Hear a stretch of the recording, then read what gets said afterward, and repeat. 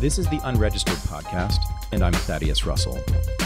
This is a show about ideas, people, and behaviors that are considered inappropriate, out of bounds, or beyond the pale. The things you're not supposed to talk about if you're a school teacher, a college professor, a businessman, a politician, a parent, a neighbor, or even a podcast host. These are the things you're not supposed to say or even think if you're a good liberal, a good conservative, or a good citizen. Each week, I'll interview a person who has something bad to say. They might be a journalist or a professor. They might be a porn star or a drug dealer. They might just be an ordinary person with an ordinary job who doesn't care about the rules of polite society. I'm not interested in breaking the rules just to be a troublemaker. I'm interested in people who break the rules of conventional thought and to expand the scope of what is possible to say in our society. I'm interested in people who make me think. People often confuse me for a libertarian, and I want to set the record straight. And so I'm launching a national speaking tour beginning June 29th in Seattle at an event hosted by the Libertarian Party of King County, in which I will explain to libertarians why their version of freedom is not enough for me. I'm offering what I'm calling a new meaning of freedom in this national speaking tour. If your group, libertarian or not, would like to hear what freedom and liberation mean to me and how we can build a new political movement around that idea, please email us at unregisteredpodcast@gmail.com. My guest this week has become nationally well known for offering an alternative to college-age students through his work with his company, Praxis. But what I also found out in this interview is that he is fearless. Fearless not just about talking about politics and higher education, but about himself, his life, and the people around him. He is willing to say what very few people are.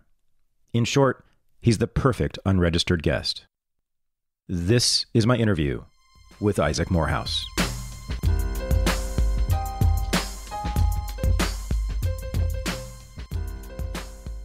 So about 5 or 6 years ago, I gave a talk to a group of libertarian students at Tulane University in New Orleans, and I spent about an hour just messing with them. I told them about the clock and the invention of time and how that came with the advent of industrial capitalism in the 19th century and how the clock and time makes the body, makes human beings into machines. It makes us into widgets or parts that can be placed into a factory so that the factory can work and produce things in a capitalist economy, or really any economy like that, an industrial, managed, regulated economy. The invention of time really didn't happen on a mass scale until the 19th century. And these libertarians, of course, these little 19-year-old, 20-year-olds sitting there in the audience, they were aghast at what I was saying to them because, of course, they love capitalism and the free market. And I said, well, you know, for me, the free market and capitalism, I'm all for what it produces, but it just makes me anxious all the time. And then I went on this big rant about the clock and how much I hate it, the alarm clock. Every day, the same time, you got to get your body out of that bed every damn day, no matter how you're feeling, no matter what's happening in nature, no matter what's happening in the world. Capitalism has produced wonders beyond our belief.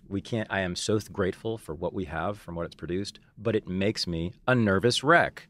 So then this guy walks up to me after my talk, and all these libertarian kids are not knowing what to do with me. This very clean-cut guy, again, he didn't look like a libertarian, and he made eye contact, so he didn't seem like a libertarian.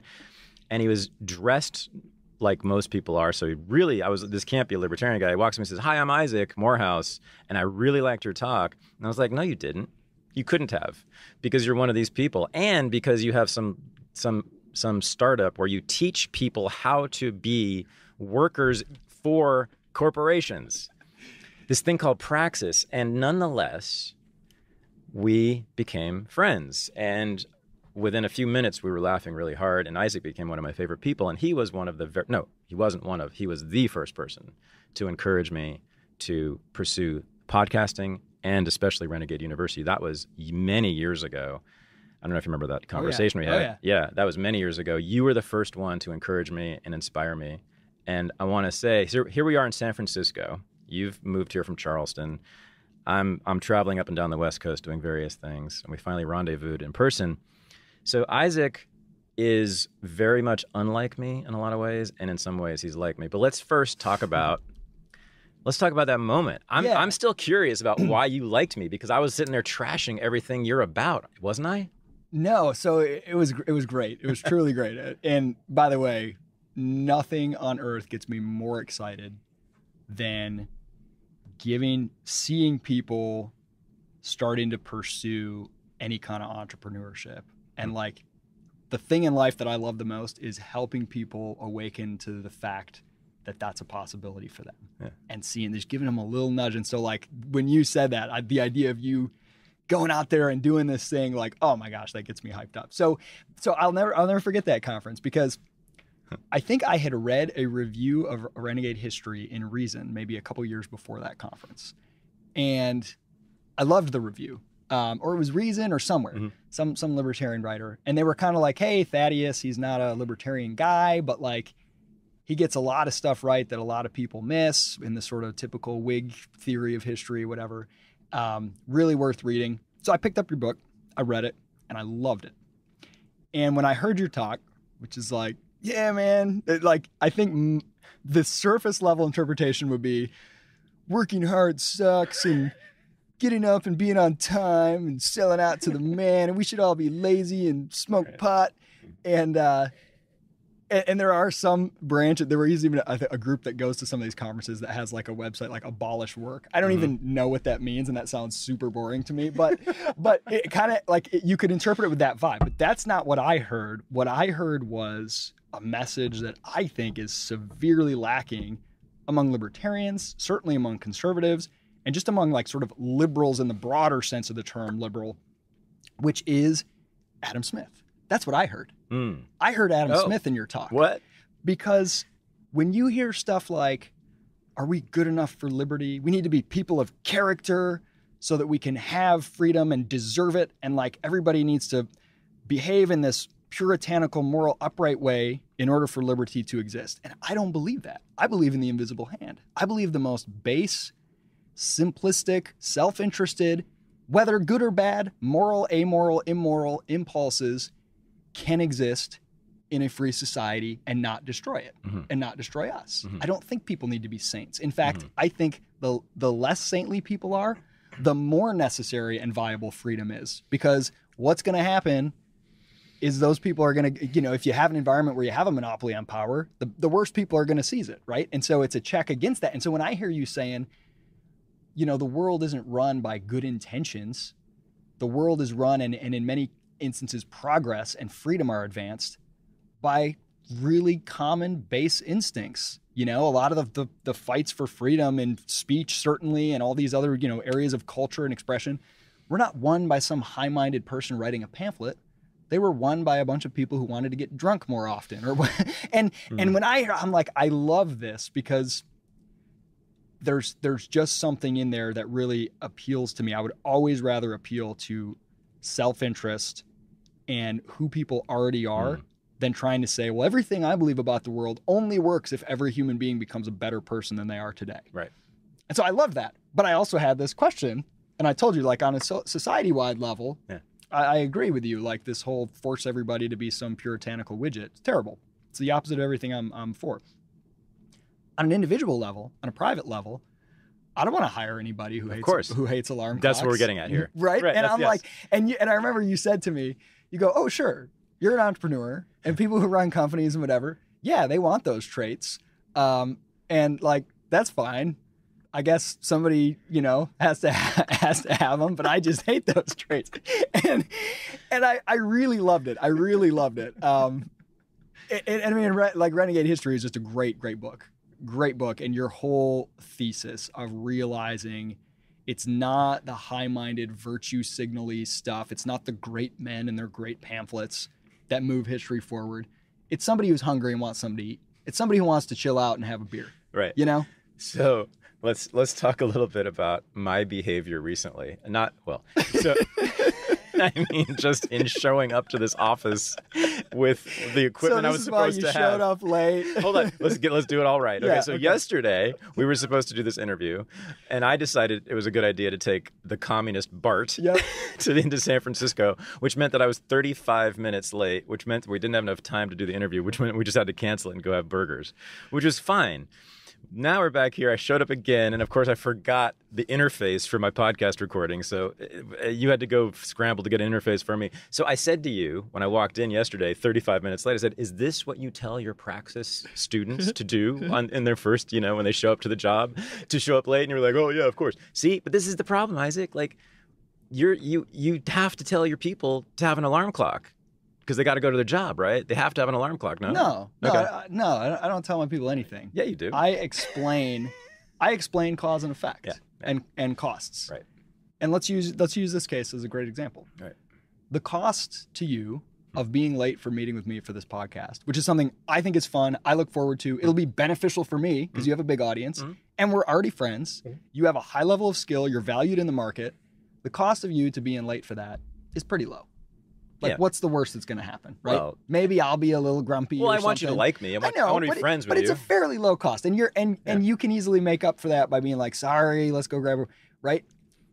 And so, if I were to tell somebody, I would say, "Yeah, Thaddeus Russell can get away with being late probably all the time." Jeffrey Tucker, I talk about this all the time. He's one of the flakiest dudes. He can get away. He can show up to a talk, make it up on the spot, and get away with it because he's got a body of work and he's got a level of value he can command that makes people willing to say, okay, if you're young and you're just starting in your career, I'm making no moral case about alarm clocks. You should love them. They're morally good. Forget that stuff. I hate alarm clock. I hate getting up anytime other than when my body wants to.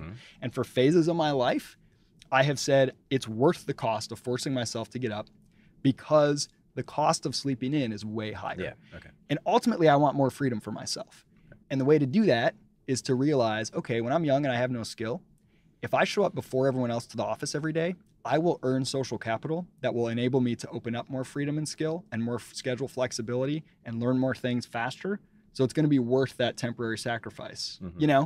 That's all it is. So I try, and I really try this with Praxis to frame everything in terms of cause and effect, because young people have been so sheltered from the marketplace their whole life. They're in this bizarre schooled environment where the incentive structure is utterly unlike anything in the real world, and cause and effect work totally differently. And it's like, look, in the real world, you don't have to like it. You don't have to abide by it. But I'm going to tell you what's going to happen. If you do the following things, these are the prices you're going to have to pay. And you should know that going in. Take the low-hanging fruit. Showing up early, it's easy to do. If you don't have a lot of skill, that's one thing that doesn't require any skill.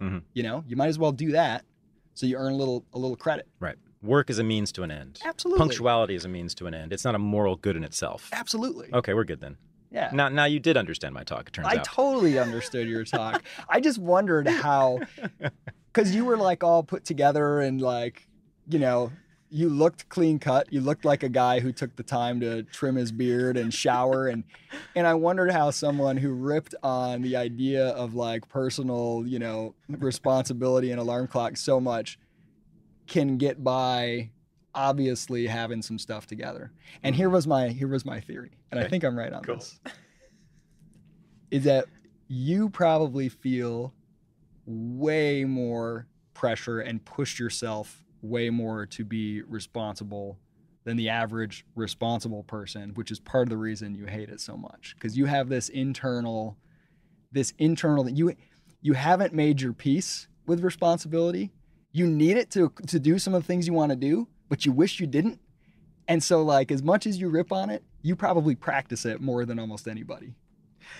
This was one of my favorite moments in Unregistered history. I was just psychoanalyzed by a guest, and he did it correctly. That was good, man. Yeah, totally. I have sort of said this. I mean, I think even in that talk, I might have said this, that pretty much every single day of my life since I was about 18, I have felt bad about not doing enough work that day. How's that for the Puritanism, right? Yeah. Deep inside of me. You're like a good Catholic or something. Oh, yeah. No, I'm Cotton Mather deep inside. Yeah. Sure. But it's not just that. Like, for anybody who's seen me with my son, they've said, oh, my God. A good friend of mine, a mutual friend actually said, when he saw me hanging out with my son, he said, "Oh my God, I didn't know you were like also the father of the year," which made me just weep because I always feel like I'm never doing enough, right? Never a good enough dad. Man, I can relate on that. Yeah, you got 4 kids, which Yeah. is completely insane. We got to deal with that in a second. But Okay. just the one kid I felt guilty about my whole life, but I realized that that's because I feel so much responsibility, more than the average father does, more than the average parent does, I think, and certainly more than my parents did and their generation in general. So you nailed me. You're right. I feel all kinds of responsibility. I felt terrible about being late yesterday, and I made sure to be early today, and I still forgot something, and I was like, "I'm gonna apologize to you," and yeah. Don't worry, man. You got to set yourself That's free. that's what people say to me all the time. I got to teach Thaddeus to not try to be so responsible all the time. No, it's totally true. Isaac, this is amazing. That book was written for one person only, really, and it was me. Well, that's the best stuff, right? If you're going to start a company or write a book or whatever, scratching your own itch always turns out to be the best product. It was me telling me to relax. Yeah. It was me telling me to stop worrying. It was me telling me to let go, and that's my favorite phrase, let go of responsibility. Yeah. It's a book against responsibility, social responsibility in particular. But I suffered from it. So when I was a lefty, for the first 30 odd years of my life, of course, I had massive social responsibility because I had to take care of the whole world, right? So I carried that. And then I had the family, and then that got all transferred. Like when a baby seal dies, you know, in the North my Pole, fault. it's your fault. Yeah. And it's my obligation to save the next one. Totally, dude. That's quite a burden. Well, but we live in San Francisco. This is what you're told every Right. single day. Those seals are your responsibility. Yeah, but yet the poop on the sidewalk is apparently nobody's responsibility. Exactly. We got 16 different types of recycle bins out here, and everyone's sorting all the garbage, and then there's like needles and poop right next to it on the sidewalk. But the great thing is it's sorted as well by species. There's dog poop and human poop. I try not occasionally to look too horse poop. closely. Oh man. Yeah. So where do you want to go with this? That was good. That was really good. You totally know. Yes.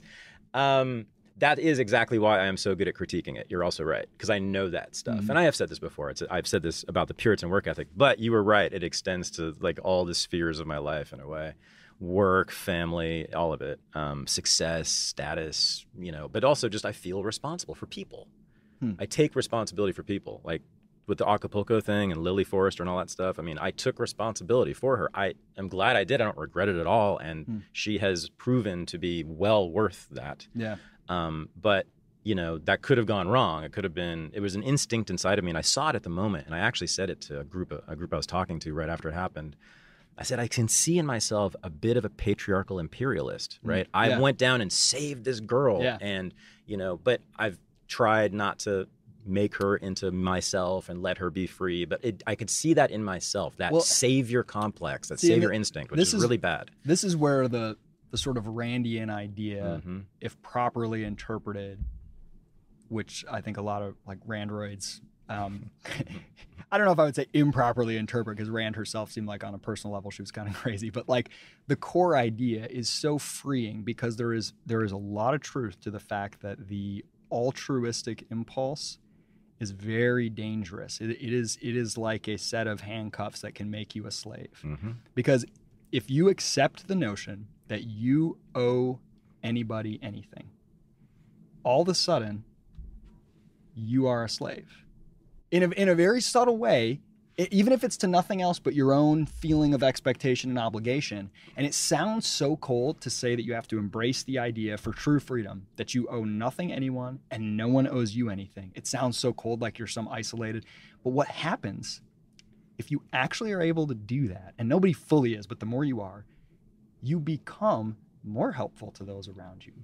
Somebody that is more useful to the world. The outcomes you generate are better, but if you're seeking those outcomes, it's right. It's like if you try desperately to impress a girl, you're going to have less success than if you don't care.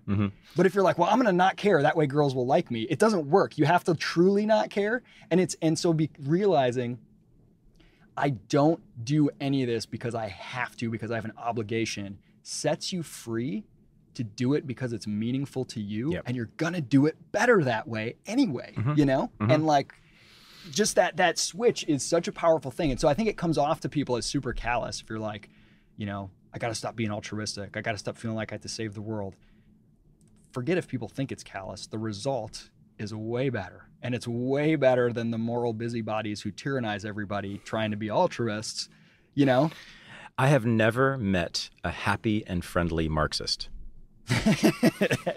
And I would say even socialists generally. I might even extend it to leftists, the ones who are serious. I mean, there's a lot of people who are not serious leftists. Yeah. The ones who actually read. Yeah. I don't think I've met one who I would call a happy and friendly person. Someone who's exhibits happiness and friendliness to strangers on the street, let's say, that kind of a person. No.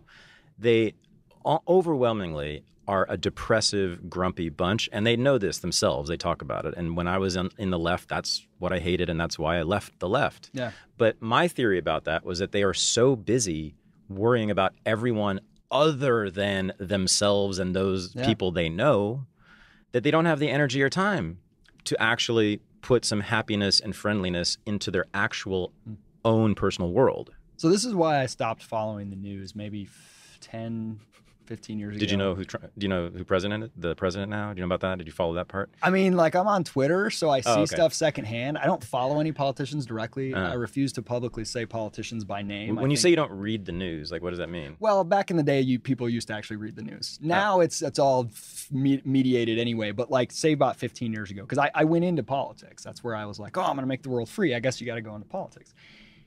And I realized pretty soon, I moved out of politics and I was in the kind of like nonprofit arena. You were like in a think tank, a libertarian. No. Before that, literally politics. What were you doing? I worked in the state House of Representatives in Michigan. Ew. And I was gonna like be a state representative. I worked for one. I was like a legislative aide, and then I was like, oh, I'm gonna run for office. Were you a libertarian then? Yeah. Okay. But I thought that was okay. That's okay. The world needs freedom. So Justin Amash took your job, basically? Is that what happened? Exactly. Okay. Exactly. Yeah, like, God, I wouldn't wish that life on my enemy now. No. Right? And so I realized, politics is a lagging indicator of broader social change. So it's about the ideas. So I got to go teach people about the ideas of freedom.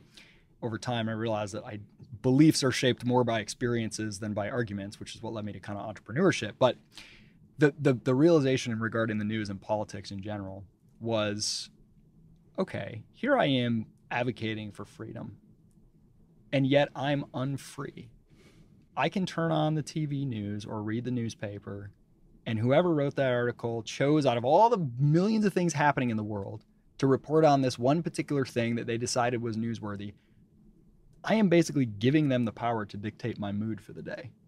I am a slave to the information that comes through that news, because you read the news and it's like, oh, a new tariff was put in, and then you get angry, then you're grumpy, and then you're mad that people don't understand freedom, and I wasn't living as a free person. And here I am saying, like, freedom is so valuable, and I'm basically a slave to whatever framing and whatever ideas. And I'm like, I don't want anybody to have the ability to dictate my mood and my happiness. And if you're so tuned in to like activism and ideas outside your control, you're in reactive mode all the time, which means someone else is setting the agenda and you're responding to it. Right. That's not freedom. External stimulus is what determines your day. So I turned off, I just stopped following the news altogether. And it was like the greatest decision of my life. I don't know how you can do it without going crazy. I don't know, like, I keep hearing tweets about like the Mueller report. I don't even know what it is. I know it has something to do with Russia or some James Bond movie about spies, and I don't know. I don't care. Yeah. It's irrelevant to me, and I'm so much happier since doing that. Yeah, I mean, you do exude a lot of happiness and friendliness, and that's why a lot of people like you and are attracted to you. And that's another reason why you don't. Not only are you not libertarian in that way, you're not political. You're not like a political person in that way. No. Political people of all kinds. I'd say conservatives tend to be a little bit better on this. They tend to be a little happier. But political people generally, across the board, tend to be pretty unhappy, grumpy people. And I think this is why. It's all about external stimuli. You know a crazy secret that I discovered? You would think that, like, okay, take being a radical, having really radical beliefs. You think you're going to have to pay a high social cost for those, right?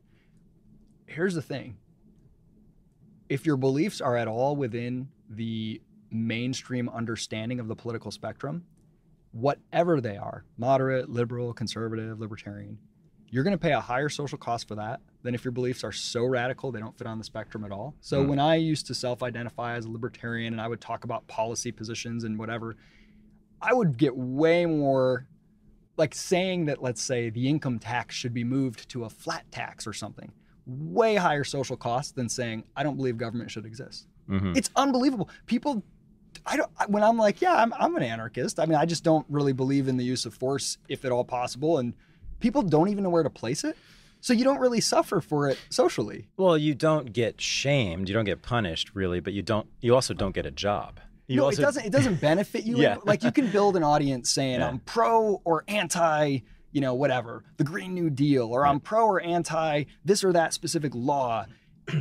You can build an audience and also build enemies, saying, I just don't think there should be any laws at all. No one knows what to do with you. Right. So in a way, it's kind of interesting. Once you depoliticize your beliefs, you are way more interesting to people as a radical without alienating them right away, right? So if people have a label they can put on me, it's easier for them to shut me out. Whereas if they don't, they may be bored, but it's much easier to have a conversation that can open up to some more stuff, right? Mm-hmm. Saying like, cut funding for public schools will shut me off to like 80% of the saying, yeah, the concept of school to me is foreign to human nature. People are like, what? What's that? I'm curious. You know what I'm saying? Yeah.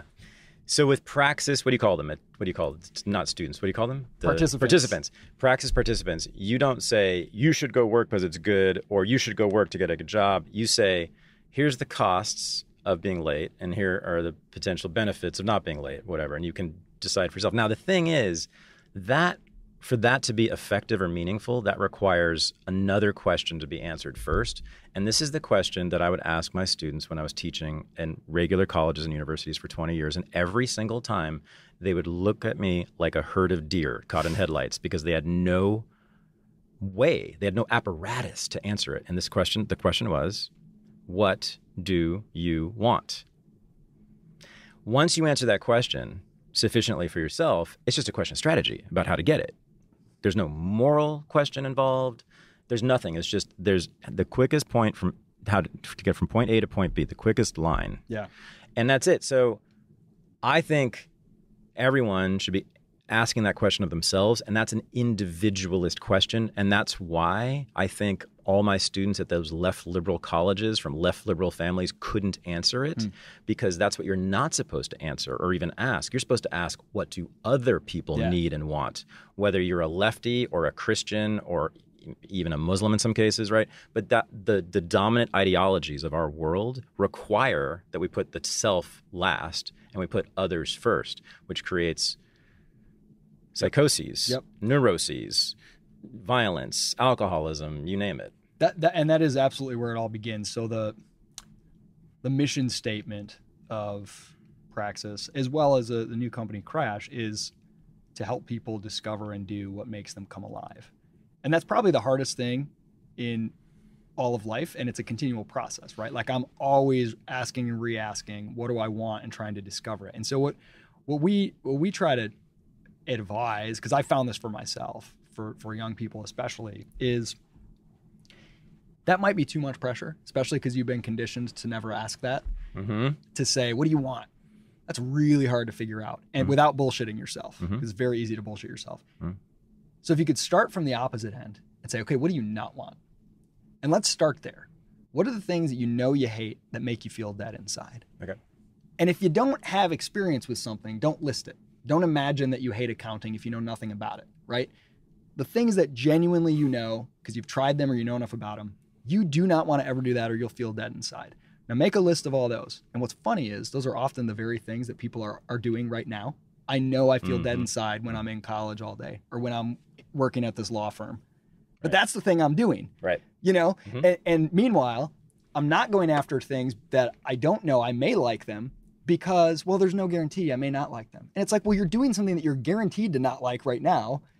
And so we say, just don't do stuff you hate. Don't do stuff you don't like. Treat everything else as fair game, as an experiment. You have to go through a discovery process by trying some stuff. If you don't hate it, and it's an opportunity that's real, not theoretical, give it a shot. And then after 6 months, a year, if you start to hate it, okay, now you know. Don't do that again. Move somewhere else. And over time, by just not doing the things that you hate that make you feel crappy, you'll add more and more things to that list, right? And you'll narrow down onto a set of things that you kind of start to love and that are your sweet spot. And you sort of find your passion. But if you try to go looking for it, Like, it probably hasn't even been invented yet. What you'll be doing in 20 years doesn't exist yet. Well, but wait. I mean, so even teenagers, 16-year-olds and 15-year-olds, they have desires. They have things that they want. It's just usually things that they're devalued by society, right? No, that's absolutely true. They want true. fun. They want sex. They want to drink. They want to party. They want to watch videos. There's a lot of things they want in life. They want to be rich, maybe. They want to be sexy. They want to be famous. So I say, well, go pursue those things. Yeah, and I guess when I'm referring to more in terms of like career or specific activities, right? And that's where you don't have enough. Okay, so say you want, or at least you think you want, fame, because I think a lot of people think they want fame, and I think very few probably actually would if they had the trade-offs involved. But you don't know that until you sort of pursue it. Then the question is, okay, well, there's a lot of ways to be famous.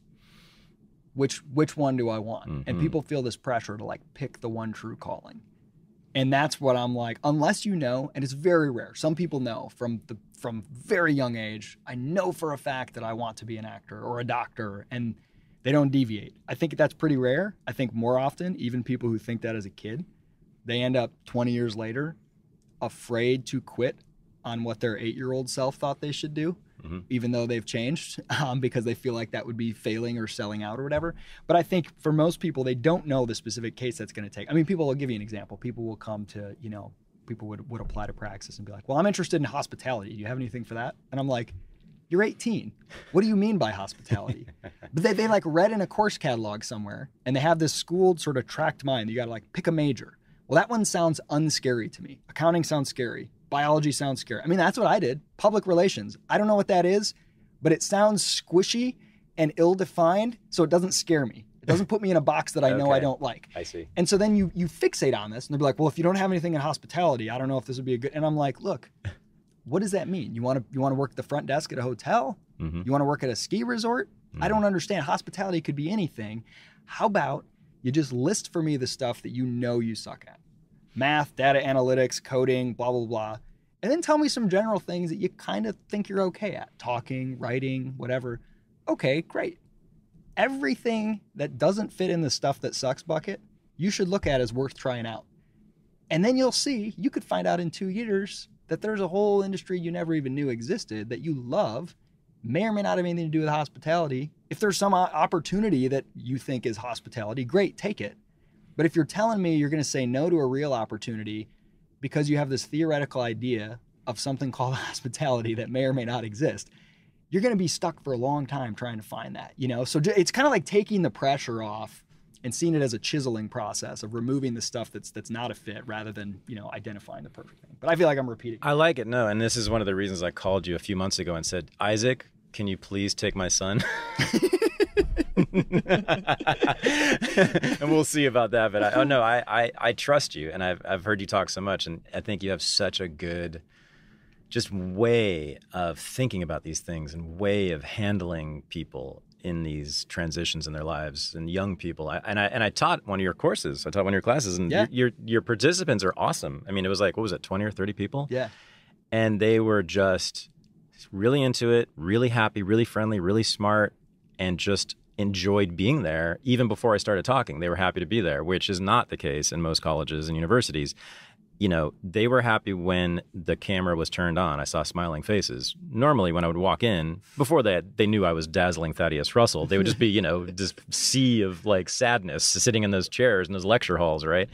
But no, it's true. And this is not an advertisement. I am doing this only because I believe in you and Praxis. No, it's just true. I had never had that experience. And they were college-age kids, too. So I want to talk about something I've never heard you talk about, which is your history with school, because you hate that shit as much as anybody. I mean, you've done more against school than even I have. I mean, you've built Praxis really in many ways as it's both, an alternative, obviously, but it's very much a critique. And you've laid out some devastating critiques, and everyone should go watch Isaac's speech at the Voice and Exit conference, by the way. You can Google that. It's tremendous. 5 or 10 minutes? And he just nails it. And I want you to do a version of that now. But what's the, what was your history with school? And you came from a sort of a conservative Republican family, right? In Michigan? Yeah, conservative Christian upbringing. Like standard American conservative? Yeah, like probably more conservative than a standard Republican, because very much in the not necessarily like Jerry Falwell crazy, like God will burn us to the ground if we don't repent, but pretty conservative. But you believe that anyway. You believe that, you just didn't say it. You didn't yell it. Yeah, I don't know if I quite believe that. I always had a little so kind of just like low taxes, less government is good, and like I remember I was 15 and going to college. Oh, really? Community college, yeah. And I think my brother had read Capitalism and Freedom by Milton Friedman, and he was listening to the not Neil Bortz. I think it was Neil Bortz. The Neil Bortz radio show is like some libertarian talk radio host. And he heard the idea of legalizing drugs and prostitution, and he kind of laid out the case for me, and I was like, but those things are like prostitution especially, and those things are like immoral. But I was such a fan of like free markets that I was like, but it makes perfect sense to not make them illegal, because that doesn't do anything. That's a total separate question from the morality, right? And I'm way less self-assured about what is and isn't moral for other people now than I was back then. But it was like, oh my gosh, I was dragged kicking and screaming to libertarianism just based on the logic. Well, that wasn't my question. But you wanted to know the education. Yeah. So so wait, hang on though. So I was homeschooled. You revealed. Oh. Yeah. Okay. So you revealed something right off the bat. You were in college at the age of 15. So clearly you had some academic chops already. Well, have you been to Kalamazoo Valley Community College? No, not lately. Oh, is that where you're from? You're from Kalamazoo? Oh, I didn't know that. Okay, my aunt and uncle lived there for a long time, yeah. So I was homeschooled. My parents decided to homeschool us kids. My mom had taught at public schools. She had taught special ed, which perfectly equipped her to homeschool us, I guess. And my dad was an accountant. And they, for a couple reasons, and my dad, I think, was on the school board and was always trying to reform the whatever. For a couple reasons. One, just the quality of education, but two, because we were Christian, they wanted to like teach the Bible and stuff like that, and wanted to have control of that curriculum. And so they homeschooled when it was illegal, by the way. And they were part of, and Michigan was one of the first states to make it legal, and they to this day have some of the most free and liberal homeschool laws, because there was a very active homeschool community. My mom was a part of it. CASA, Kalamazoo Area Homeschool Association, way back in the early 80s. Yeah, I mean, we had friends who had their kids taken away by child services and had to deal with all that because it was like illegal. Now, my mom was a certified teacher, so if you were a certified teacher, you could do it. Okay. And that like was nice for us, but a lot of our friends were not. Wow. And did it anyway. And got busted. Some of them. Yeah, a couple of them. Yeah. Amazing. So they decided. So it is compulsory, kids. To homeschool. You think I was making that up? No, it is compulsory. You gotta do what the state says. It's crazy. And my dad got in a car accident when I was 3, and was in a coma for like 3 months. And they said he probably would never come out. My mom had the choice to pull the plug. She didn't. He eventually did come out of the coma. Went through some rehab, came home, and he all growing up. He lived at home, but he's in a wheelchair, can't walk, requires 24-hour care, has no short-term memory, like. Is not, he's someone who needs to be cared for. We had home health aides in the house almost all the time. Grew up kind of taking care of him. So my mom is taking care of him and homeschooling 3 kids. And my mom was a very social person, a chatty person, not an organized person. But she's a big idealist. So she would go to these conferences and buy all these homeschool books and curricula, like come back with just armloads. We're going to do this. We're going to get up at 5 in the morning and do this curriculum and this one and whatever. And we get these homeschool magazines with like families on the cover with like 12 kids who churn their own butter and stuff. And my mom always, kind of like you feel about responsibility, she always felt guilt, like I should be a better person than I am. She'd be like, I think the Amish are on it. We should be out there without all this technology. Like whatever other people are doing, she felt guilty. Like that should have been us. So like we should have less comforts. Always, more work. Like she had this, and she grew up Catholic. Maybe that was why.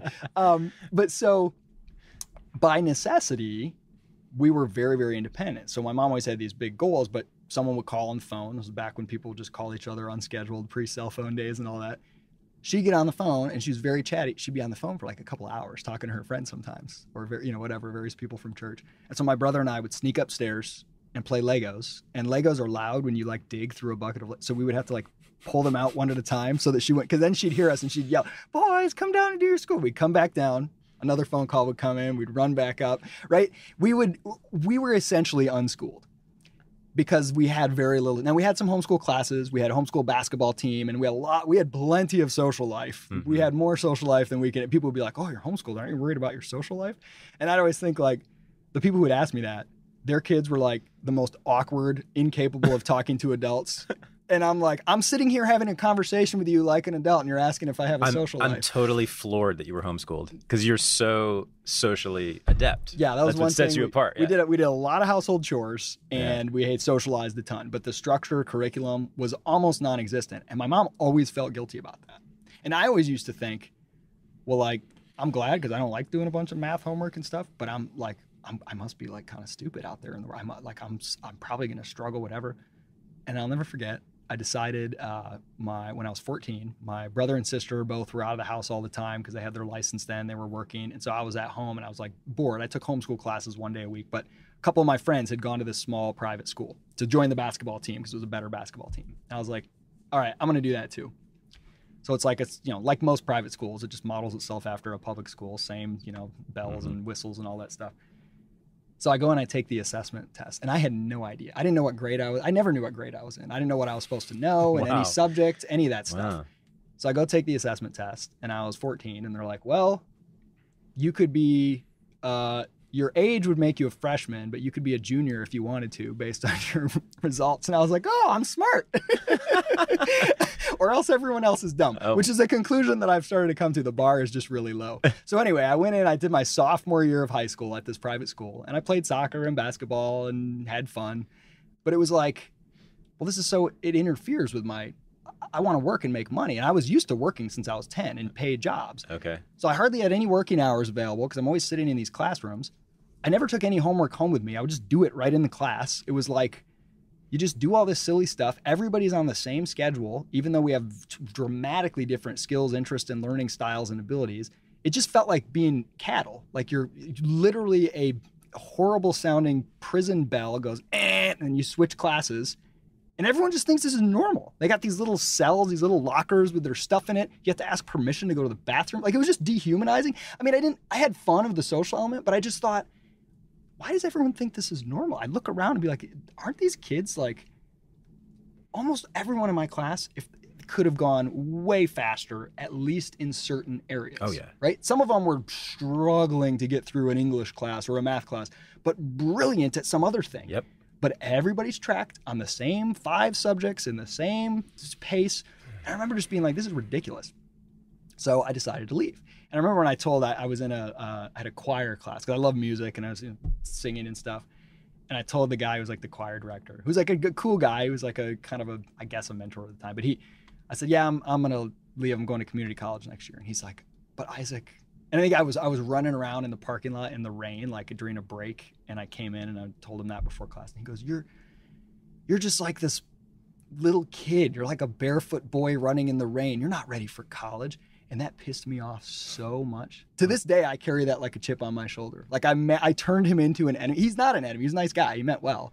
Yeah. But I turned him into like a caricature of like everybody that doesn't believe in me, right? And like, I need that kind of motivation. Yeah. I like that. And so I was like, well, screw you. So I went to community college. My mom used to have to drop me off because I didn't have my license yet. I was 15 when I started going.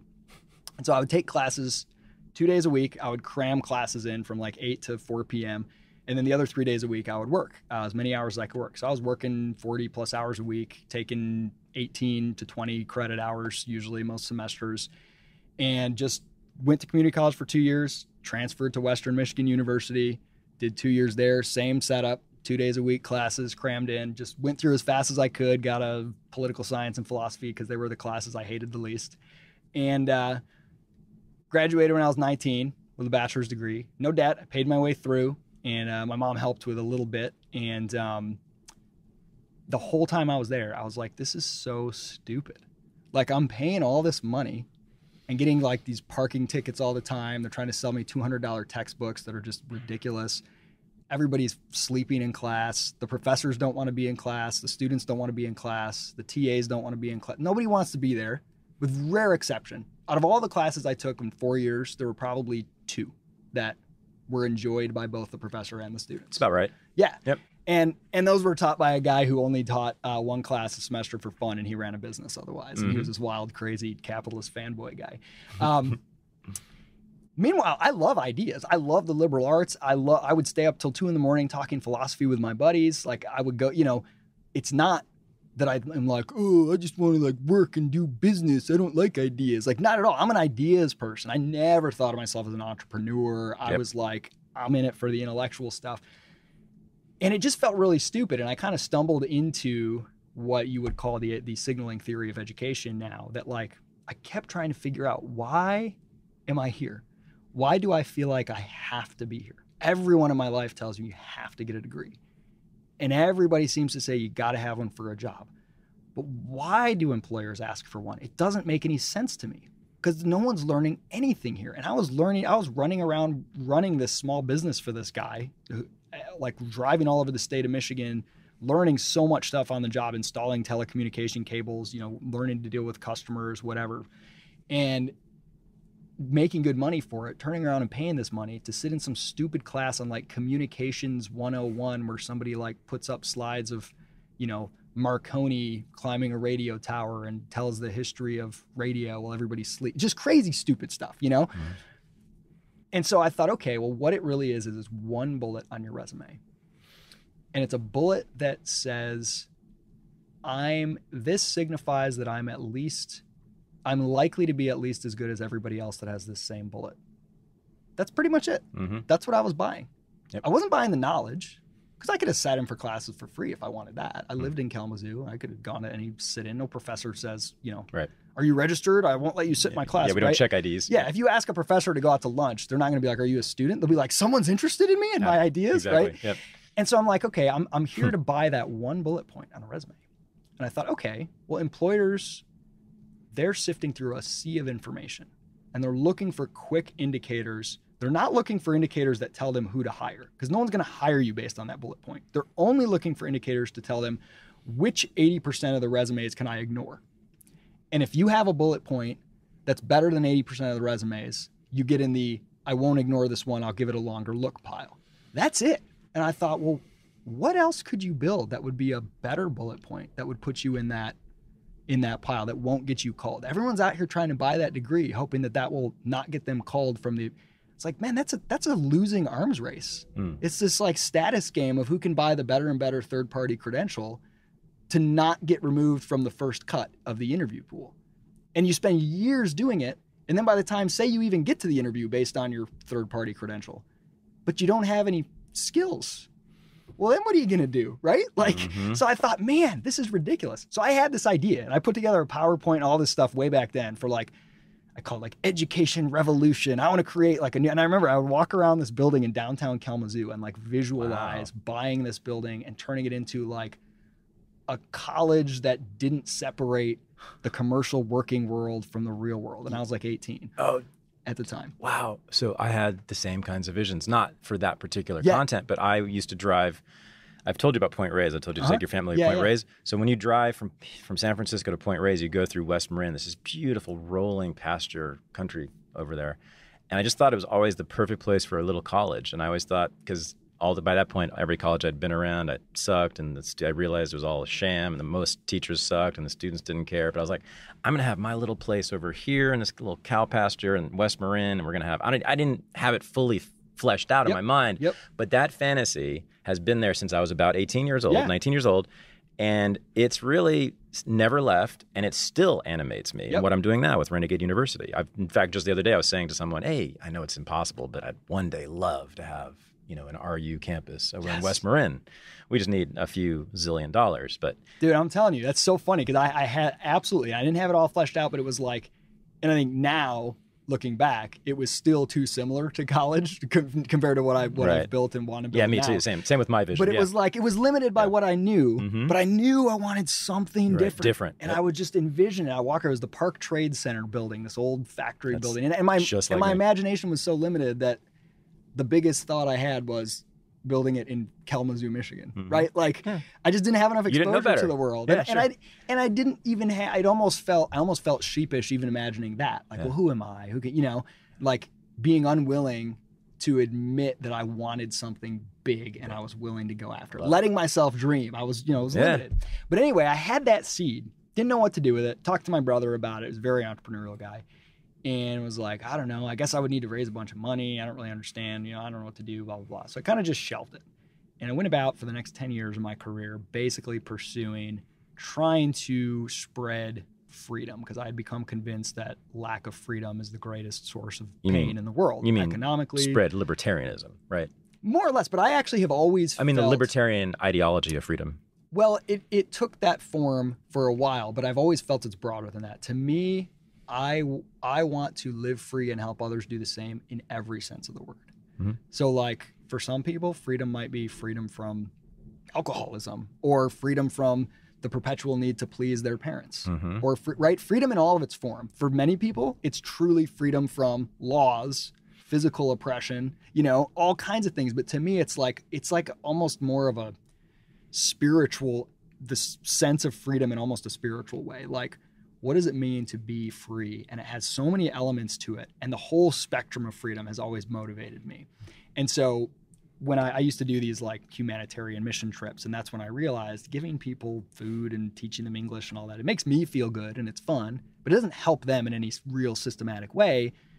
They live under these politically oppressive regimes. That's the cause of all this suffering. So for the early part of my career, it was all about political freedom. And I thought you would do that by changing the laws and going and getting elected. And then I realized I learned public choice theory, both in theory and in practice, and realized that politicians are followers, not leaders. And so then it was about like, okay, we got to advocate the ideas of freedom, because more people that believe in them, the better.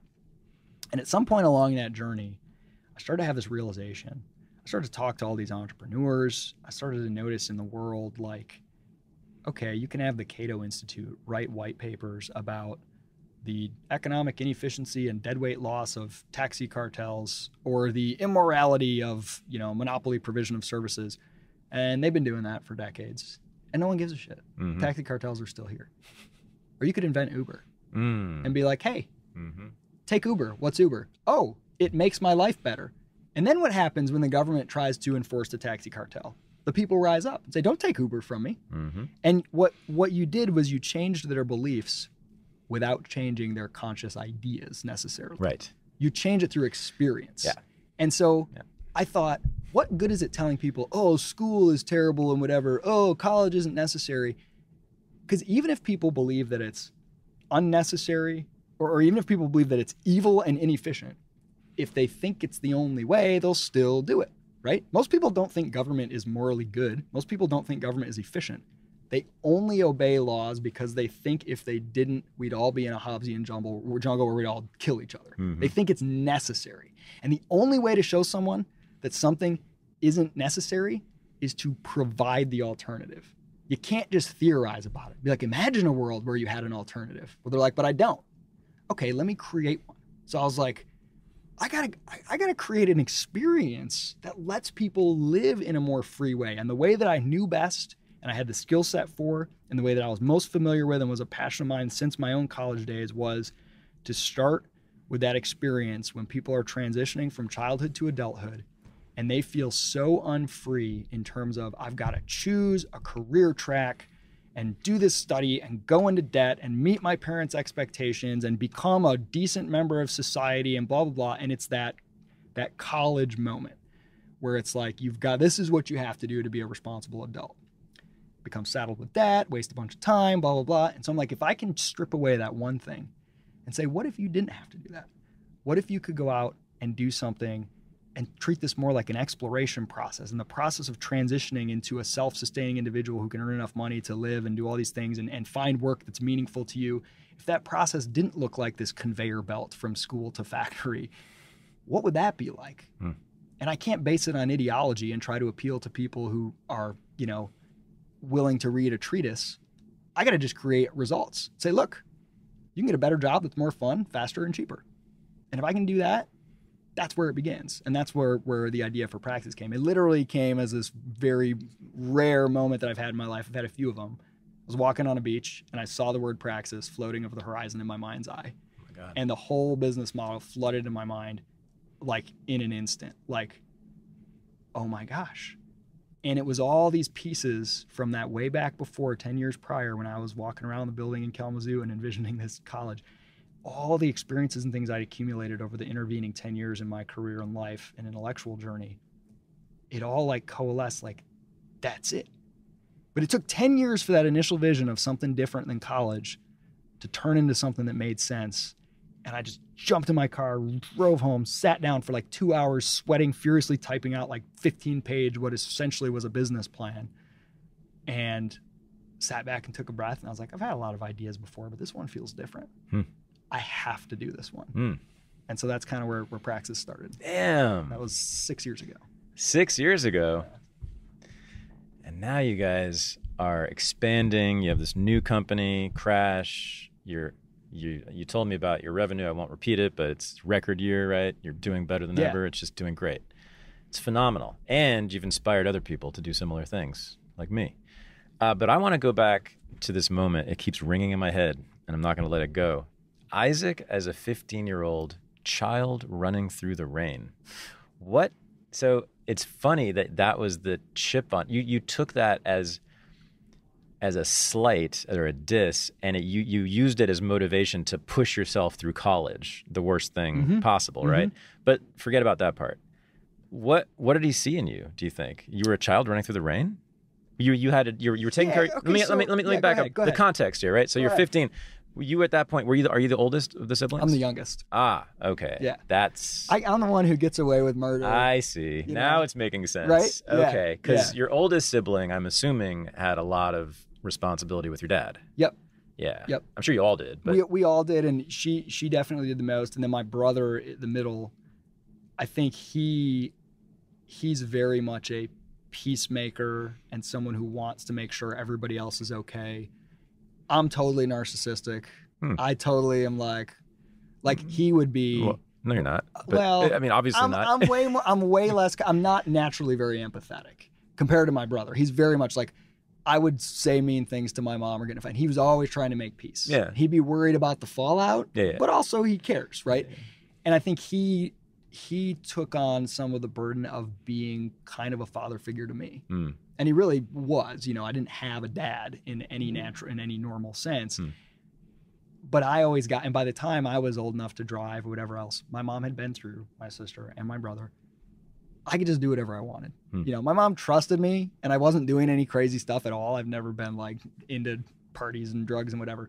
But like my siblings, they'd always get mad because I was the youngest, and I just get away with more, Oh, I had to be 12 before I could stay up that late or whatever. You know what I mean? So anyway, so I'm out there. It was like in between classes, there was some rainstorm, and I took off my shoes and socks and was running around in the parking lot of the school. Oh, you were literally running? Literally. I literally was, right? And I'm like, awesome. I'm still like that to this day. Like I see a tree, I go climb it. Like I want to jump off of stuff. I have fun, and I'm generally a happy person. I remember when I first met Michael Malice, he was like, what is wrong with you? No, he told me about this. Are you always so sunny? He told me about this, yeah. And I didn't even understand the question. He goes, what? He goes, do you get angry? And I was like, what? I don't understand the nature of the question. So a lot of people think I'm like phony or putting it on, Yeah. But so, I'm goofing around and this guy, and what got me the most was like, he was a cool guy. He actually helped me gain a lot of confidence in music. He gave me an opportunity to like lead the worship team as a Christian school for like the chapel day or whatever. And I did not have the skill to do it yet, but I was put in a position to like, wow, this is a really big opportunity. This is cool. And that helped me. I learned from him. I liked the guy. And when he said that, it pissed me off so much. And to this day, I'm very rebellious. And I've always hated, people are obsessed with like mentors and mentorship. I've always like been very I chafe at that idea, because what I usually experience in my life is if somebody notices that I've got a little bit of potential in some way, they mean well, but they can't help to. And I'm sure I've been guilty of this myself with other people that I see potential in. They want to harness it in the vision that they think is good for me, right? And so he's like, you're my guy. You're my favorite choir student. I had your future mapped out. And so when I rebel against that, instead of being like, oh, well, what about this?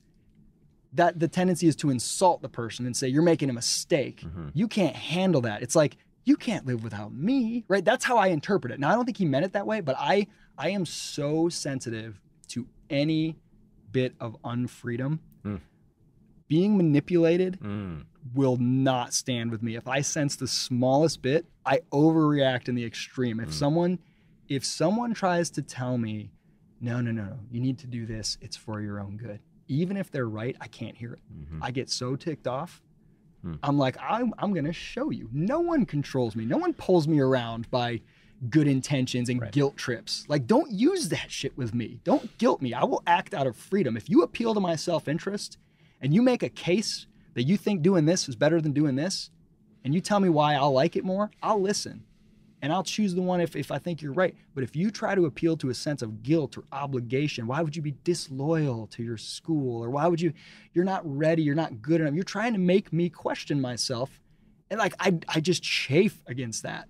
So that moment represented, and it's fitting that it came from a guy who was a good guy who meant well, who probably to this day forgot that he ever even said that, right? He wasn't trying to be manipulative, but that represents everything that I've dedicated to fighting against. I want to live free. I don't want to second guess based on any sense of guilt or manipulation. I want to go into things because I want to do them, you know? So I'm thinking about a few things, but there's a common theme here, which is fathers. So everybody's got daddy figures. issues, right? Well, so the first thing I was going to say is the mentor. Everyone should avoid having a mentor. That's what you're getting at here, right? I think so. You're getting at the strings that often come with the mentors. And Yes. I've seen this, if you've been through academia, if you've been in graduate school, you've seen this happen, right? A lot of people go into graduate school, they find the star professor, and they basically just become the protege. Yep. And then so you're so-and-so's protege. You're not yourself. That's problem number one. Problem number two is they often ended up, just like you were saying, doing the bidding, essentially, of the mentor. It becomes the mentor's project. So what's the point of doing this, right? So I tell this to people all the time. I never had a mentor. I never wanted a mentor. I had a couple of teachers who I loved, who were just great teachers, and I learned how to teach from them. Yep. But, my main teacher was a Methodist minister, chaplain at my college, who probably never even read Nietzsche but taught philosophy anyway. But he was just a wonderful guy and mostly a great teacher. But he was certainly not my mentor. I mean, you can see some of my teaching style in him, but there's no one in terms of ideas. And then at Columbia, I just ignored all of them because they were just it was just worthless. But so that's one thing. And then so avoid that kind of father figure. Which, by the way, I went through Western Michigan University. I'm pretty sure I graduated. I never paid to get a diploma sent to me, but I never once met with a single guidance counselor or whatever. And I just had to kind of figure out okay, it says you need this many credits to major in this. I think I've taken enough classes. Because I hated the idea of sitting down with some person and having them tell me what, it just drove me nuts. Just leave me alone, Okay, sorry. Yeah, no, it's good. Yeah. And so that you found that out really early. Yeah. That mentors can actually be slave drivers in a sense. I really don't like the whole mentor thing. What I see is there's a ton of people that I'm inspired by. There's people I learn from. Well, we were talking about, sorry, just to break in, before we started the mics, we were talking about basketball and about how a lot of people around you at Praxis aren't sports fans at all. Yeah. And they were thinking, well, wait, if Isaac watches basketball, maybe I should too. I've had people who have said hey, so maybe I should give sports a second chance because you seem to be so inspired by it. So maybe they see you as a mentor, right? And they want to emulate you. Probably. And that's one of the problems too. I hope not. I chafe at that. I definitely chafe at that because it's a really fine line, and it's the incentives. To me, incentives matter more than anything else. So I never want to be in a position where I trust my own willpower to do the right thing because I probably won't. And when I say the right thing, I mean by my own definition. Right. Mm-hmm. I always want to be in a position where the incentives are such that the short-term benefit is going to be greater if I do the thing that I would like to do anyway. And so I'm always trying to engineer incentive structures to make it easier for me because it's just so mentorship is very tough because it's got a bad incentive structure. The incentive is for that person to keep needing me. Yep. Because you get psychic kicks from that. There you go. And when people are like, I'm so inspired by you, you've helped me so much, I come to you for advice. Then when they stop doing that and they start going out there on their own, it hurts a little bit. That's right. And then you want to try to use your little power to be like, hey, I think you still need a little guidance. Yeah. Hey, let me slap you down a few notches. And it's not healthy for anyone, you know? Yeah, in academia, so most of them end up being the proteges of the star, and they end up sort of doing some derivation of the star's work. But there have been several cases, many of them famous cases, where the protege ended up going his or her own way and then challenging or even overthrowing the ideas of the mentor, right? And so that's Randolph Bourne, I think, was a student, wasn't he? Yeah, he was a student of John Dewey during World War I, and Dewey ended up being one of the progressives pushing for the war really hard because he saw that war, he said, would be the health of, Bourne said this, but he saw that war would be the health of the state, and Dewey liked that. And Bourne was his student and wrote these scathing denunciations of Dewey and the progressives who were pro-war. Bourne was kind of a badass, wasn't he? He was the biggest of all the badasses. Was he? I think I learned about him in he was a hunchback by Jeff Riggenbach or something. Yeah, probably. Jeff has a book. It was years ago, and I remember I'd never heard of this guy. That's right, he was a hunchback, and I remember being like, "This is the kind of dude that I would call heroic." Now, I don't like to call people heroic, but I like to call their actions heroic if I think they're heroic. And many of his actions. Like that's it. And you never hear of this guy, right? Yeah, what do you hear about?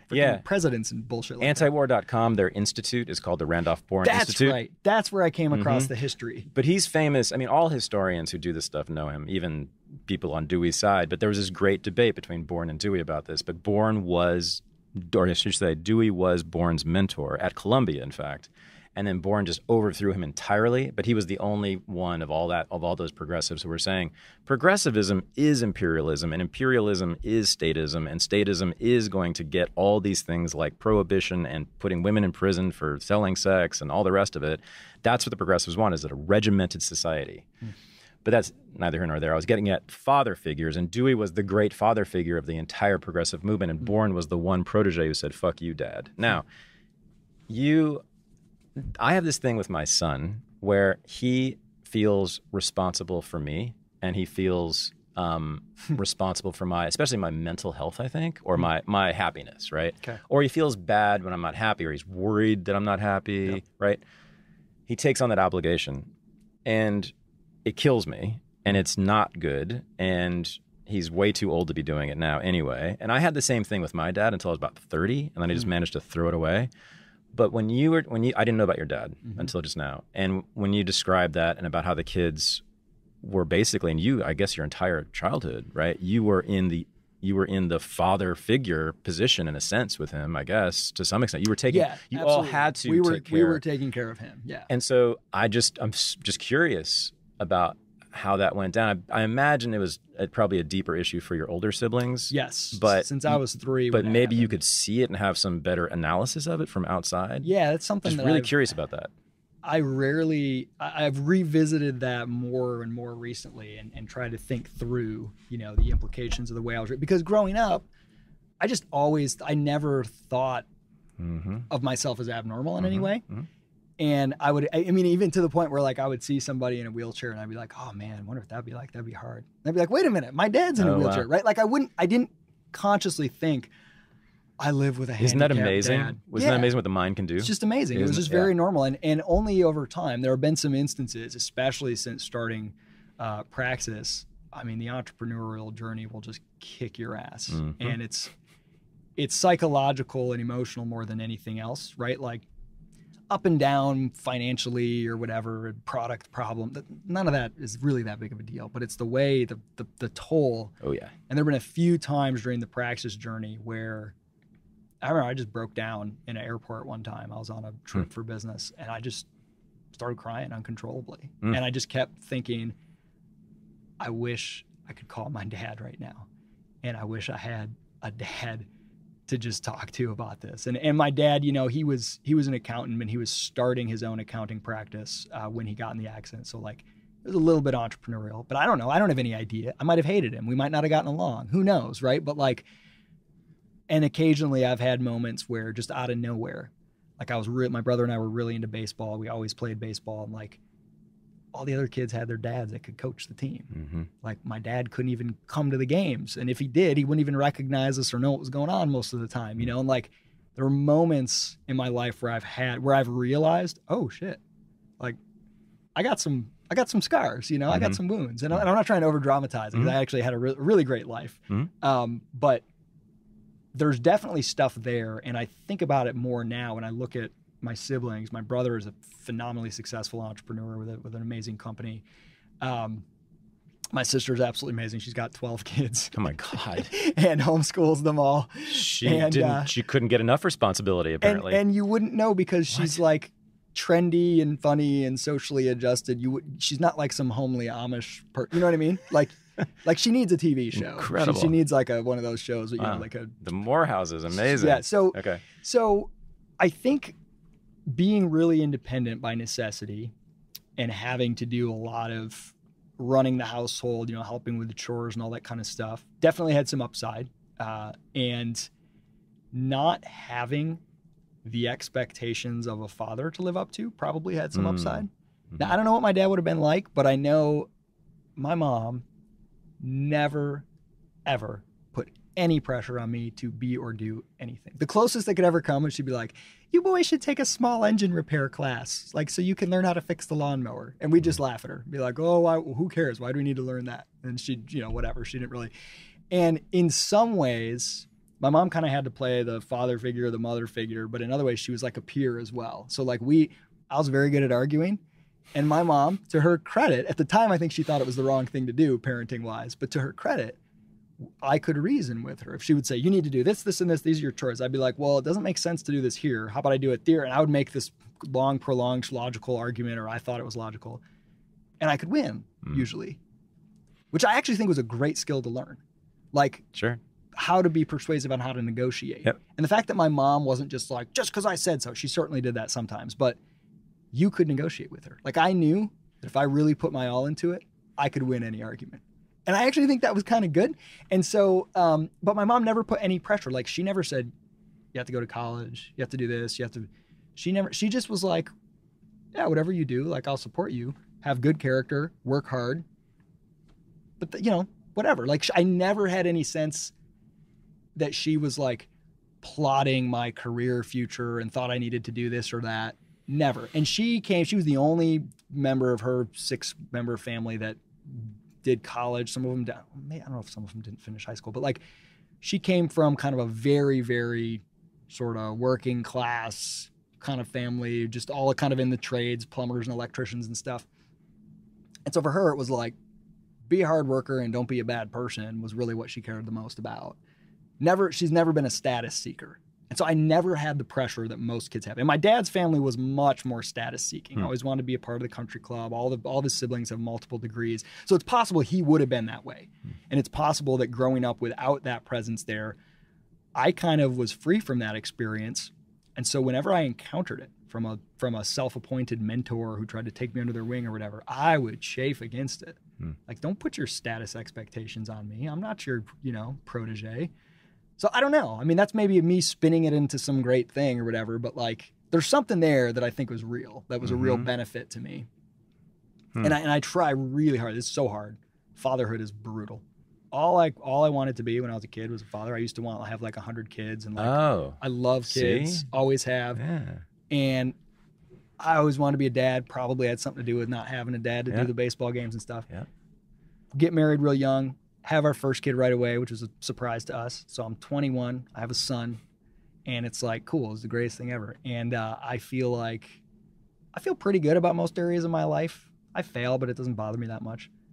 I feel like a just perpetual failure in over my head as a father. Oh, wow. I just really, like, it's so hard. I just feel like I'm the least confident that I'm doing well in that than everything else. And especially for my son, who's the oldest. Yeah, you told me about that. So...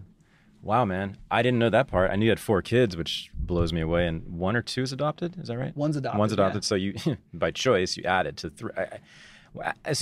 I also, from the age of 13 or 14, knew I was going to have kids. I was going to have 3. It was going to be 2 girls and a boy. We were going to live in a craftsman house. And I had the whole thing set up, and I was going to be a professor, and that was that.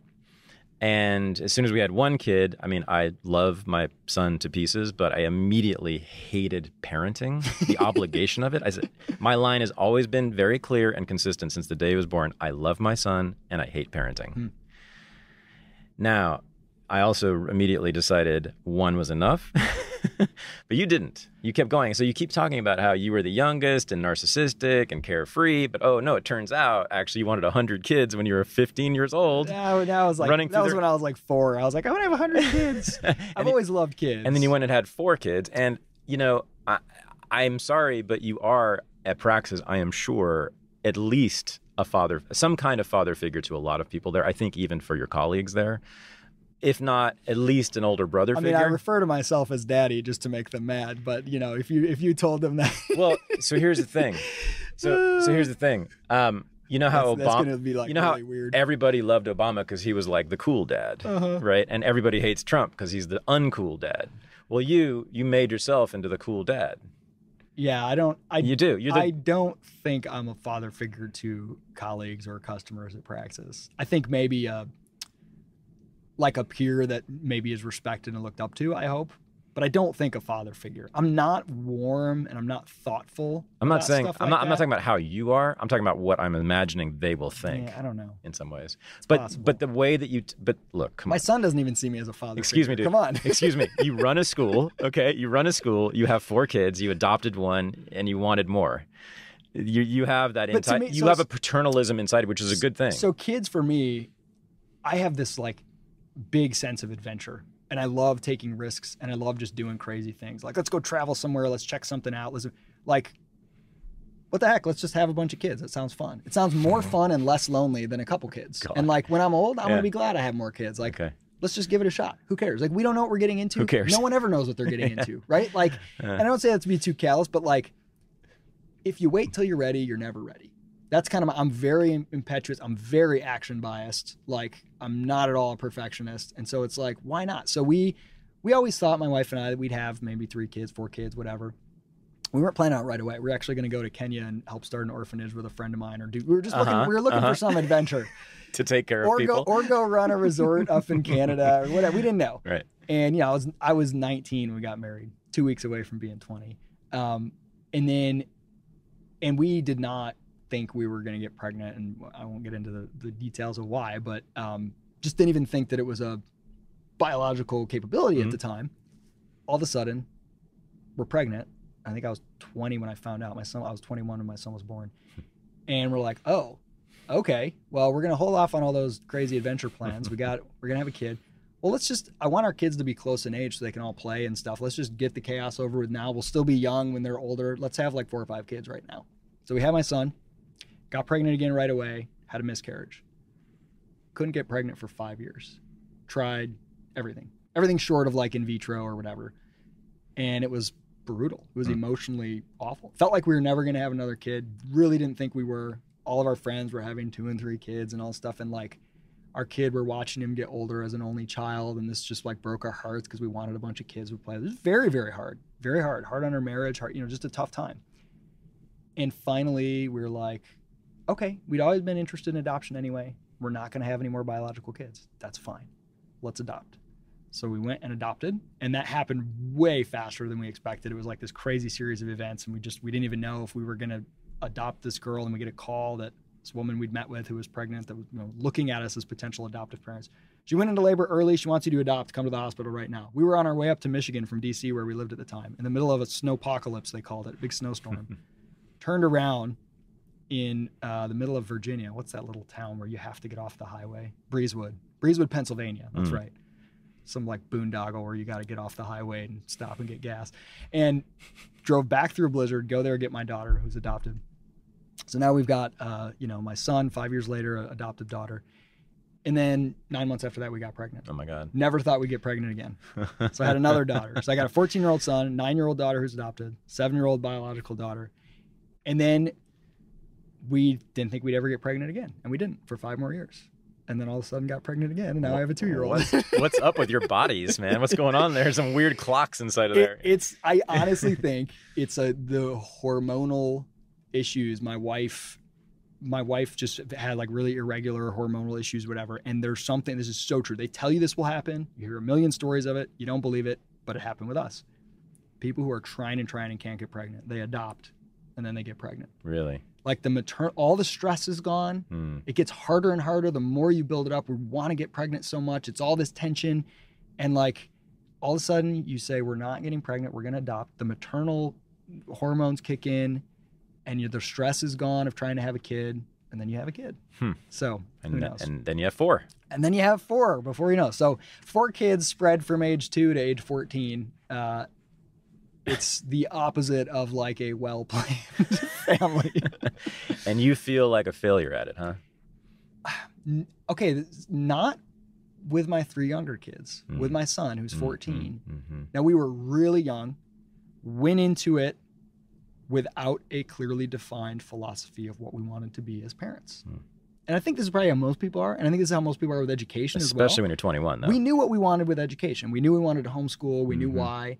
Hadn't really applied that examination to parenting. Just kind of like, yeah, well, kind of just like roughly the way we were raised, maybe a little different. Just hadn't really had like explicit conversations about it.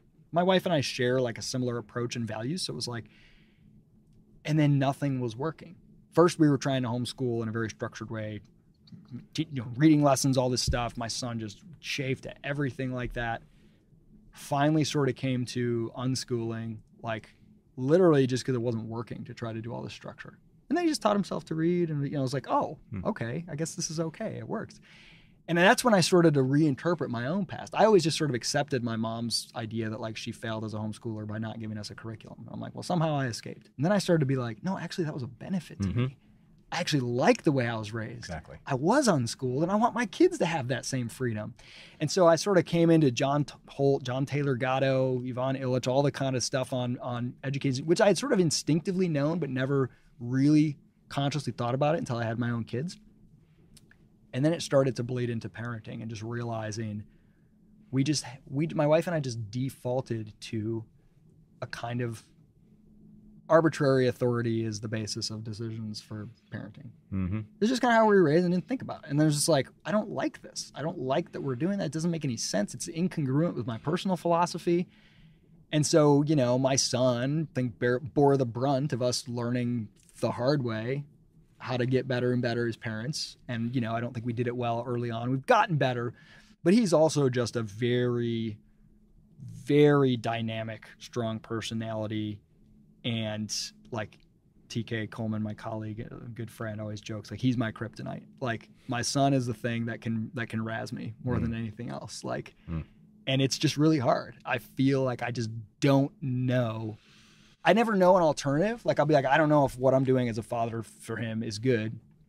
I don't know what else to do, but it just doesn't ever feel like I'm winning. You know what I'm saying? Let me throw a theory at you that's going to be now you hard. Psychoanalyze me. No, it's not. This is a general theory applied to parenthood generally. The family is you can pick your analogy. It's either a plantation or a prison, and there's no way around that. Your kids, you are the dictator. It is not a democracy. It can't be a democracy. If it's a democracy, you all starve to death.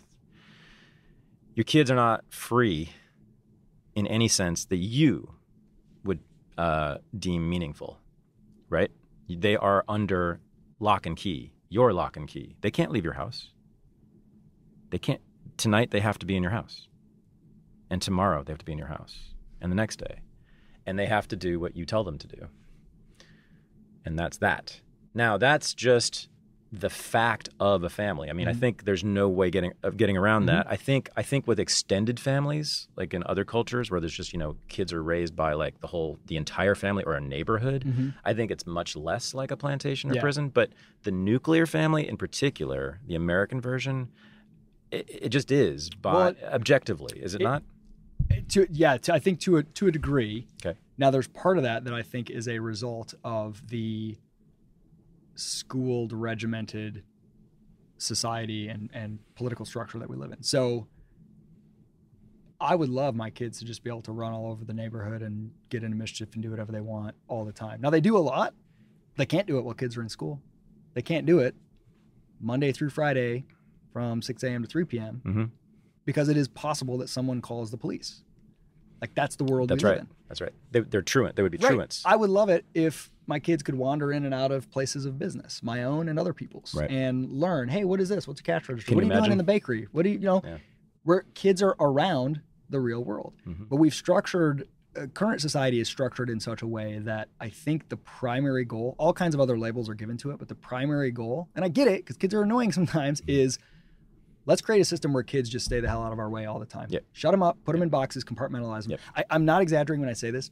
If people treated their dogs the way that we treat kids, you would be aghast. If someone told you, because people are obsessed with dogs in this country. I don't understand it. I'm not a dog owner. I think pet ownership is like very emotionally weird in many cases. The way people are with their pets creeps me out. But if you said, oh yeah, I got this dog, I love him so much. So every day I take him out, wake him up while he's asleep before he's ready to get up. I chain him to a pole and it's really cold out there and he's shivering and he's hungry and he's tired. That's right. And I wait for this big metal box to come, throw him in there with 20 other dogs, no safety harnesses or restraints. He drives to a place that's fenced in with barbed wire, cinder block cells. That's right. And he's with 20 other dogs of all different breeds and sizes, some of whom are abusive and horrible, some of whom are timid. And he's shepherded around, given crappy food to eat. If he acts up, they drug him. If he gets 20 minutes to run around in a tiny fenced-in area, and then he's driven back in this thing at the end of the day, and then he's given activities to do the whole rest of the day inside the house by me, and I gotta whip him if he's not good, and I gotta check with the dog sitter and make sure. Yeah, this is what I do with my dog every day. People will be like, you should not have a dog. That's abusive. You should That's be in prison. Right? If you ever go to those like dog resort, dog daycares where people leave their dogs when they're on vacation, Oh yeah. God, if you were a kid, you'd take that over school any day. It's amazing. People treat their dogs like they have more autonomy and dignity than their kids. I'm laughing only because you're so right. Oh God, it's so horrible. It's a goddamn prison, It's or unbelievable. worse. If It's a worse than a dog, prison. if a dog runs up and jumps on my kid and knocks him over, and I pick up my kid, the person looks at me like, "Oh, the dog's fine." They almost get mad at me. If a person's kid acts up, they slap them, say, "Shut up, you idiot!" Whatever. Right? It's like kids' job is to sit down, shut up, stay out of normal society, go in your little box, and then just tell me that they're in the right percentile, and I can feel good about myself. I want a world with a little more openness and chaos and kids running around the town and getting into mischief and talking to adults and interacting. And, to me, that's cool. But so that's part of the reason that the family has to be more by necessity. Like I can't let my kids do whatever they want because there is actual legal consequences. But there is also a sense in which until kids are fully capable of taking care of themselves, I am obligated. I chose to have kids, and I feel that it's my duty. It's incumbent upon me. If I don't feel like it is my duty, then I got to give them up for adoption to somebody who will. But it's my duty to ensure that they get to the point where they're self-sustaining and independent. Now, hopefully that happens over a gradual process. Hopefully it happens sooner than a lot of people think it needs to or whatever. But I try to use a test for myself, which has been really helpful because in parenting, there's all these situations where you don't like what's happening, but you have no idea what would be the right way to handle it. And I find that asking myself a couple questions is really helpful. If I say, what would I do if this was a roommate? Now, I don't pretend that my kids are my roommates, or like that Onion article, like man runs family like tight, well-knit business, but I think it's easy as a parent to default to, I lack the creative intelligence to handle this situation in a way that I feel really good about. So instead, I'm going to be like, I'm the authority, therefore do it. Now, it may come to that, but if you ask somebody, hey, if you want to get your kid to stop doing something, would it be preferable to do it by hitting them or threatening to hit them or ground them or threatening to ground them or something that doesn't require that? Everyone would say it'd be better to do something that doesn't require it. But because you can't think of anything off the top of your head, you default to those things. So I try to push myself to think of something better. And it usually helps to say, what would I do if it was a roommate? And this is where the kind of like unparenting whatever thing I think goes wrong is parents are just like, oh, I got to let my kids run all over me and do whatever they want. It's like, no. If I had a roommate, I'd be like, no, you don't blast music at 10 at night or else I kick you out of the house, right? Now, obviously, I'm not going to kick my kids out, but you have responsibilities. This is my property, but you also have respect. I'm not going to say to my roommate, go to bed now because I said so. But I might say, hey, these are the conditions of us sharing this house together, right? And it doesn't work perfectly, but that's helped me to try to teach them what I was afforded kind of by accident in some ways, which is I want you to treat things as life as a series of negotiations and exchanges instead of a series of obediences and rebellions. Right. You know what I mean? Yep, I do. And so, and I like to ask too, if my kids had the choice to be raised in my home or a different home, I want to be the kind of parent to where they would choose voluntarily if they could. And that's, again, a counterfactual. You Wow. can't. I just want to pause on that. So that's really brilliant. I love this. So the series of, you called it obediences and rebellions. That's me. That's my life with my parents for sure. Yep. And authority figures generally, Yep. and society generally. That's me. Well, that's why you think that work is your enemy. Because That's right. you see it as it's either you rebel against it or you obey it. That's right. And I see it as it's all a series of exchanges, trade-offs, negotiations, you know? And I'm trying to be more like you, man. I'm not saying that like I'm a good person. No, but you're like, right. No, I realize that you're right on that. I think libertarians, it's a libertarian idea, the transactional relationship idea. Yeah. And I think it's a really, really good one. I'm all for that one. So let's talk about, so you said one of your missions is to get kids integrated into the world. Now, you're dealing with college-age people, so they can be integrated, but Praxis does this, right? And it's sort of like my college, Antioch. We had these co-op programs where we would go out, we had to do 6 jobs all over the country. It's great. And on our own, we'd be living in cities and working. And so that's basically, just tell the audience sort of what Praxis is and why their kids should maybe do it. Yeah, absolutely. So Praxis, it's a 1-year program, and the first 6 months are online. You can do it from anywhere. It's a digital boot camp, which essentially is, okay, let's figure out, given your interests and abilities, what are some good entry-level roles for you in terms of jobs? And it doesn't have to be perfect, as I said, but something that might be a good fit. Kind of introducing people, because kids don't know. They don't know what a business development representative is. It sounds boring. Nobody knows what it means. Turns out it's actually an amazing first job for a lot of people, right? So kind of introducing them to the world of, in our case, startups in particular, where we place people, and then helping them build just enough skills, familiarity with software tools, and a profile, which is where Crash sort of split off and launched to offer some of these tools to the broader world, not just Praxis participants, and a profile of skills, which essentially does what I talked about way back at the beginning of this conversation, which is signals something better than that bullet point on a resume can. Is to we say be your own credential, to build a body of work that speaks more about your ability than a third-party credential. So if you can say, hey, look, I made this podcast about selling techniques, I'm going to be more impressed with that and want to hire you for an entry-level sales job than if you say, I have a BA in business, right?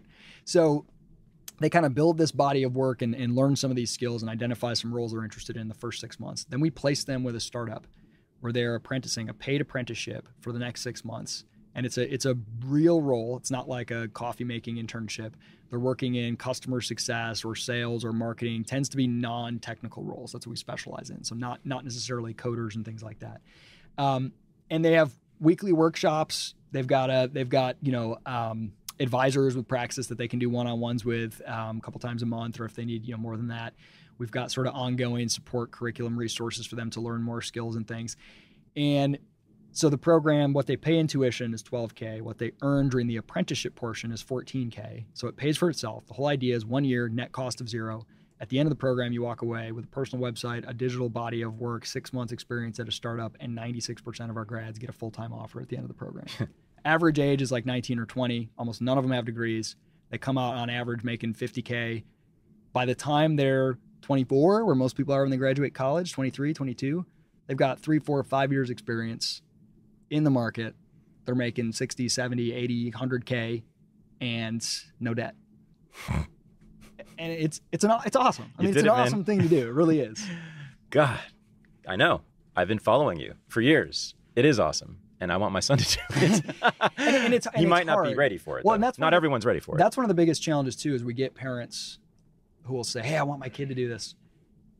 And it's like, I say it's like a fitness trainer for your career. If you came to a fitness trainer and said, hey man, my mom told me to come here so I'll like get in shape and stuff, the fitness trainer, if they're any good, will be like, get out of here. Come back when you want it. Exactly. And it's like, you got to want it. It's hard. It's harder than just sitting in classrooms and taking tests. And we always immediately start with, what are your goals? What do you want to accomplish? What do you want to learn? They're like, some students come in, some participants come in, if they've been good students in particular, they struggle. There's a few months that we call the deschooling process where they're like, okay, tell me what to do to be the good student. How do I get the grade? Sure, we're like, there is no grades. What kind of role do you want? I know the type. Okay, go make a project, go build it, go learn this software tool. Well, where's the lesson plan? And we've got resources, we've got content, but primarily we're not saying sit down and we'll lecture you and then you take a test. We're saying it's up to you.